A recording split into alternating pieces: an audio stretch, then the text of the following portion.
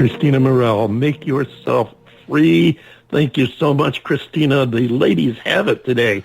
We've had Mikalyn, we've had Kristina, off to a great start with some great sounds, and we've got another guest coming up, an old friend of ours as well. Chase Perryman will be joining us momentarily, and Chase, you got not one but two tough acts to follow, so hope you're up and ready to go, because we want to hear from you. Chase Perryman will be joining us right after we listen to this tune of his called Baby Come Back.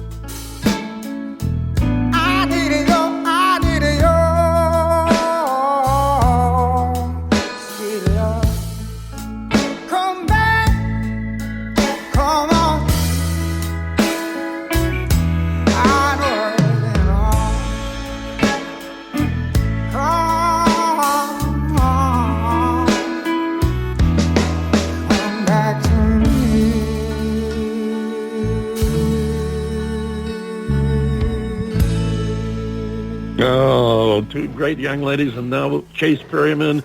And I would say, Chase, that you did follow those two acts very, very well. How are you doing? I'm doing great. I appreciate that. Thank you. Oh, you're so welcome. And I know one of the things that I had read about your history and, you know, how you developed your style and everything was that somewhere along the way, a manager or an agent or someone that you were working with told you when you were performing live that if you wanted the fans out there to listen to the lyrics of what you were singing, there was one thing you had to put in it, and that was soul. And I would say you've done a heck of a job of that. Hey, thank you. Appreciate that. Yeah, doing a lot of open mic nights in Nashville. You want to get people to stop looking at their phones. Just throw a little soul at them, and they'll stop. Pay attention. Absolutely. A lot of truth to that. And I have noticed from my side of the music that the audience for soul music and soul flavored, whether it's soul country, soul rock, whatever, the audience for that is growing incredibly. The soul demand for soul music is like I have never seen it. And John and I, as you know, are both dinosaurs. We've been kicking around this business for a while, and I've never seen the demand for it as big as it is today. So I would say a lot of people are catching on to that fact. It's been too long since we talked, Chase. What have you been doing besides putting an awful lot of soul in your music? I've actually been writing a lot of songs for TV and film. And to preface this, people always think I'm talking about jingles. No, I'm talking about songs like the one we just heard, because there'll be a scene in a movie where they're in a car and they put a song on the radio.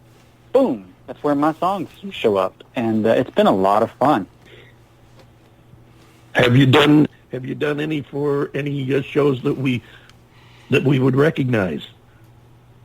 Yeah, I've had a song on BoJack Horseman on Netflix and Outer Banks. I've got a song in a movie that's out right now. It's The Marksman with Liam Neeson. It's actually one of the few movies that are actually in theaters as we speak. Wow. Yeah. That's a good one to have. I mean, it's not, that's not an unknown production. That's a production and an artist that people are familiar with. So I imagine you're getting noticed there quite a bit, and I think that's great. How did you, for the benefit of other artists that are just getting into the business, working their way up, how did you make the connection to do music for television and the films? Yeah, honestly, I got kind of tired of saying buy my CD and come to my show, and I got tired of lugging around equipment, and I have also a very entrepreneurial side to myself. And I just kept asking questions. I kept looking. And one of the best resources that I could point people in the direction of is to Taxi Music. So that's a great place to get started if you're interested in getting your songs featured in TV shows or commercials, films. And then also I've also been working on a songwriting book myself. And in that songwriting book, I break down some of the tools for TV, because I wasn't able to write this book until doing the volume of songwriting required to actually do music for TV and film, because it's way more than just an album a year that I started doing. I started doing, like an album's worth of songs in 1 week. And once you get that kind of pace going, yeah, I got really interested in developing patterns to help other songwriters. And you have a book coming for this? I do. It's actually, I've been working on it. Oh my gosh, I started writing it last year, and we've been working on the design this last month. And actually, it's crazy to say this, but I'll probably finish the design of the book tonight. And we've had people sign up for the pre-sale, and I've had a lot of interest in it. So I'm super excited about it. It should be coming out next week. Fantastic. What's the name of the book? The 4-Step Songwriting Blueprint. 4-Step Songwriting Blueprint. I like the fact that you kept it simple, and I think that's a great idea. I wish you all the luck in the world with that, and I do hope you'll get me a press release or something when it comes out, so that we can hop on there and help you out a little bit too. And I'm glad you went into that, because, as you know, on this show, self-promotion is highly encouraged. Speaking of which, John Bon Jovial wants to self-promote himself. So what you got for us? Sure. Why not? Chase, welcome back. It's great to have you on the show again. As far as the book is concerned, the first thing that came to mind was that guy that paints, with the afro, and it's almost like a paint by numbers thing. Yeah. Is this a write a song by numbers? It's so funny. So in my book, I actually say you can think about me as the Bob Ross of songwriting. That's his name. I couldn't think of his name. Yep. Well. Yep. And by the end of the book, if they follow along with me, they'll write a song too. So it's the same exact concept. You've nailed it.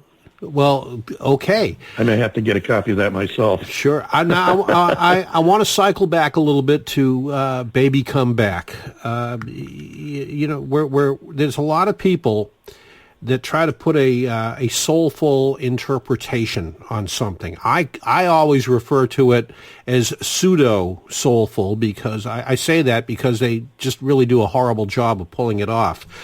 But you got the whole Otis Redding thing going on there, and you do it so well, and it is so hard to do. So how did you develop this? Because truly, and I mean this sincerely, kudos on that. It pretty much took me back to 1966 or 67 and listening to Wilson Pickett and Otis Redding and all these other guys. That's awesome. Thank you very much for that. I smile anytime I get lumped in with those guys, especially Otis, who's a lot of my, obviously he's an inspiration of mine based on my style. So interestingly, when I was very small, I found a cassette tape. A lot of people won't know what that is anymore, but I found a cassette tape of some old soul songs on there, and Otis Redding's These Arms of Mine was on there. And I remember, I think I was maybe like 5 or 6 years old. For some reason, I just had it in my head that one day I want to be able to sing like this guy. And I remember between him and Marvin Gaye's Let's Get It On, I would just practice, like singing with them on these cassette tapes, the way that maybe, budding stand-up comedians would try to learn like Bill Cosby's jokes or whoever, And sure. I would just work at it. And I think even at such a young age, it just got kind of imprinted on me that when I went to sing, that's the style. Like, if other people grew up singing, let's say, country music, or if they grew up singing, rock and roll, for me, that's where I started, and I think that's one reason it comes out so easily for me now. Well, country music is a derivation, as far as I'm concerned. It's a derivation of the traditional soul music of the 60s and 70s because they sing about love, they sing about pain, they sing about the blues.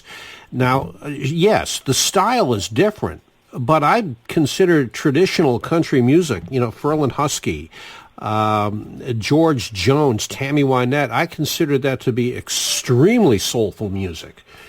It's different than Otis Redding, it's different than Wilson Pickett, and it's different than Chase Perryman, but it's still soul music as far as I'm concerned. Yeah. Oh, yeah. Yeah, I would agree with that. You mentioned George Jones. George Jones was, as far as I'm concerned, he was the personification of country soul. Oh, yeah. Nobody did it better than George. Oh, no, when he did it, sometimes didn't get there to do it, but when he did it, you couldn't beat him. and Tammy Wynette had such a powerful voice when she would just belt out a song and never a variation of being off key. She was just wonderful. And I remember the first time I saw her in person, I was just blown away. This lady is not just a studio voice. Oh, no. The first time I saw George and Tammy at the Curtis Hickson Hall in Tampa years ago, and when they were living in Lakeland, and it was incredible. But we digress here because I want to know. Yes, we do, Chase. I want to know more about you, Chase. I want to know, okay, you've given us a little bit of your past and how you got to this moment and the style of singing that you do, but where are you going from here? What's coming up, especially after this ridiculous pandemic ends? Yeah, so one good thing is, like I said, because of the TV and film world, yes, there's not as many TV shows or movies being in production, over the summer.